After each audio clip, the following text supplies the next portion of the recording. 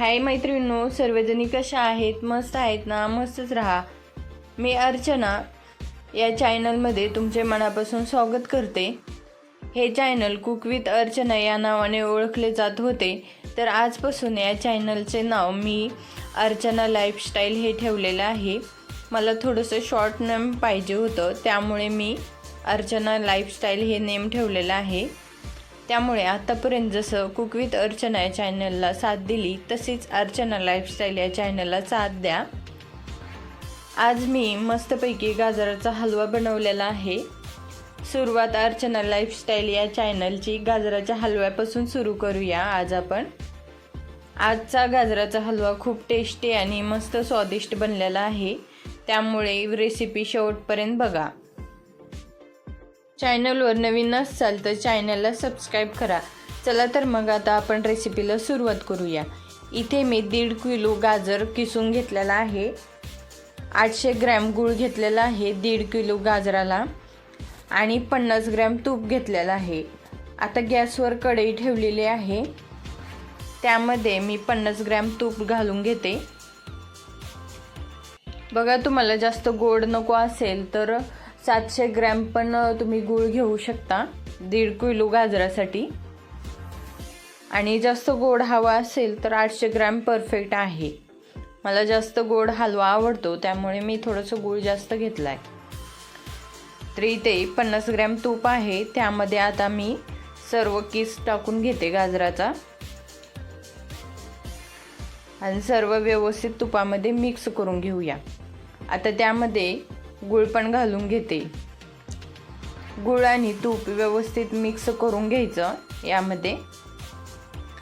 आता कढई थोडीशी माझी छोटी झाली, पण काही हरकत नाही, कारण की गाजर थोडंसं शिजलं ना, ते बरोबर कढईत असं दबलं जातं आणि बरोबर होतं. त्यामुळे मी फुल गाजर आणि गूळ टाकून घेतलेला आहे.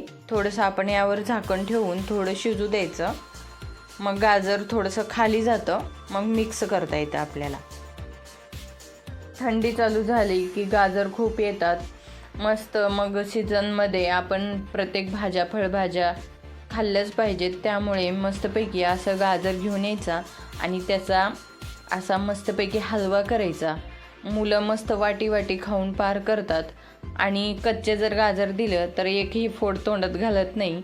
त्यामुळे अशा प्रकारे तुम्ही गाजराचा हलवा करून मुलांना खायला देऊ शकता. आणि यामध्ये बघा, मी साखर वापरलेली नाही अजिबात, त्यामुळे हा गाजराचा हलवा एकदम पौष्टिक आणि हेल्दी होणार आहे. त्यामुळे अशा प्रकारचा गाजराचा हलवा करून बघा, एकदम टेस्टी पण होतो आणि एकदम पौष्टिक पण राहतो. आणि मुलांनी कितीही खाल्लं तरी आपल्याला काही टेन्शन नाही, कारण की यामध्ये साखर अजिबात नाही. आता हा गाजर मस्त मिक्स करून घेतला आहे, वर प्लेट झापून दिली मस्त. आता बघा शिजत आले, तर आता लगेच खाली गेले. आता हे मस्तपैकी अर्धा ते पाऊण तास शिजल्या जाते गाजर. अधूनमधून प्लेट उघडून असं मिक्स करून घ्यायचं. गुळाचं सर्व पाणी होतं, आणि जोपर्यंत थोडंसं पाणी आटत नाही तोपर्यंत हे शिजू द्यायचं. आता मी मस्त गुळामध्येच गाजर शिजू देणार आहे. आता हे सर्व गाजर आणि गूळ मिक्स करून घेतलं आहे. तूप पण छानपैकी यामध्ये मिक्स झालेलं आहे. आता घरातील थोडंसं दूध आणि त्यावर आलेली साय त्यामध्ये टाकून घ्यायची, नाहीतर तुमच्याकडे फ्रेश क्रीम असेल ते पण टाकू शकता.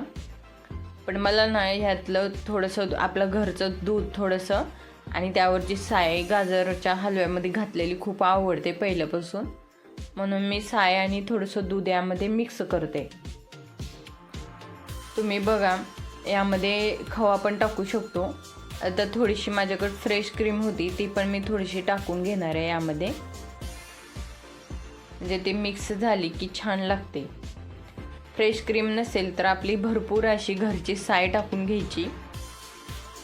त्या मुंबईला आमच्याकडे साय भेटणार नाही, त्यामुळे आम्हाला फ्रेश क्रीमचाच पर्याय घ्यावा लागतो.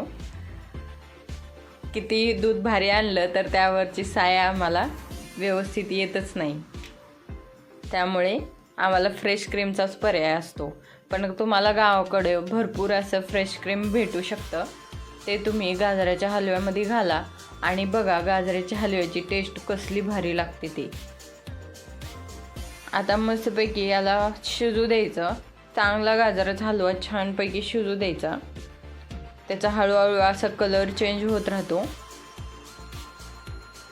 आता बघा गाजराच्या हलव्यामधलं सर्व पाणी आटलेलं आहे आणि अशा प्रकारे आपला गाजराचा हलवा शिजत आलेला आहे. एकदम आणखीन पण तुम्हाला शिजवायचा असेल तर आणखीन शिजवू शकता. अशा प्रकारे मस्तपैकी गाजराचा हलवा तयार झालेला आहे. मी व्यवस्थित मिक्स करून घेतला. आता यामध्ये काजू बदाम जेवढे बी घरात तुमच्या ड्रायफ्रूट्स आहेत तेवढे तुम्ही टाकू शकता आणि नसले तरी पण तुम्ही नाही टाकले तरी पण चालतं. आता मी सुरुवातीला मनुके असेच टाकून घेतले आणि बाकीचं जो होता ना बदाम काजू आणि पिस्ता होता तो वाटून टाकलेला आहे. तुम्ही अख्खे पण टाकू शकता. आता हे व्यवस्थित मिक्स करून थोडंसं परत आणखीन शिजू द्यायचं. म्हणजे ना सर्व सुकामेवा पण व्यवस्थित शिजला जातो. त्यातलं पण मॉइश्चर काढून घेतलं जातं. म्हणजे खूप दिवस टिकतो. जास्तीत जास्त असा गाजराचा हलवा 8 दिवस ते 10 दिवस टिकतो चांगल्या प्रकारे. अशा प्रकारे एकदा गाजराचा हलवा करून बघा आणि मला कमेंटमध्ये सांगा की तुमचा गाजराचा हलवा कसा झाला होता ते. हा गाजराचा हलवा गरम गरम पण खाल्ल्यावर खूप छान लागतो. पण फ्रीजमध्ये ठेवून दुसऱ्या दिवशी गाजराचा हलवा खाल्ला तर एकदम अप्रतिम लागतो. आता तुम्ही बघू शकता इथे आपला गाजराचा हलवा एकदम स्वादिष्ट आणि पौष्टिक असा तयार झालेला आहे. तुम्हाला माझी रेसिपी कशी वाटली ते मला कमेंट करून सांगा आणि अर्चना लाईफस्टाईल या चॅनलवर नवीन असाल तर चॅनलला सबस्क्राईब करा. पूर्ण व्हिडिओ बघितल्याबद्दल धन्यवाद. अशाच नवीन नवीन रेसिपी बघण्यासाठी अर्चना लाईफस्टाईल या चॅनलला अशीच तुमची साथ राहू द्या आणि तोपर्यंत स्वतःची काळजी घ्या आणि स्वतःच्या फॅमिलीची पण काळजी घ्या. Take care. Thank you. Bye bye.